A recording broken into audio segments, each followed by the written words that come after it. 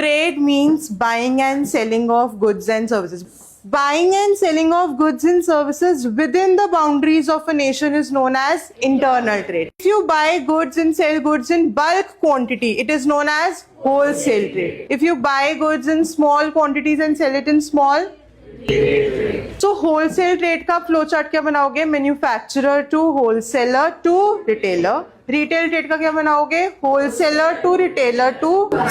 Retailers दो तरह के हैं, मूव करेंगे तो फिक्स प्लेस से ऑपरेट करेंगे तो फिक्स शॉप. मूव करने के भी 4 ऑप्शंस हैं. ज्यादा मूव करेंगे from one place to another तो कम मूव करेंगे डेली बेसिस पे तो वीकली या मंथली बेसिस पे 2 मूव करते हैं, स्ट्रीट ट्रेडर्स और चीप जैक्स का main hashtag services. Fix shop के भी 2 ऑप्शंस हैं. स्मॉल स्केल पे है तो fix shop, small retailer. Large scale पे तो fix shop.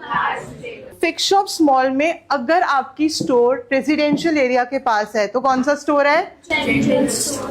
If you are dealing in one product line की कैटेगरी तो answer is speciality shop. If you have limited permanent stall structure across the street crossings तो हम क्या बोलते हैं? Street stall. 4th category है सेकेंड हैंड गुड्स शॉप, जहां पर आपको यूज्ड गुड्स और एंटीक आइटम्स मिलेंगी.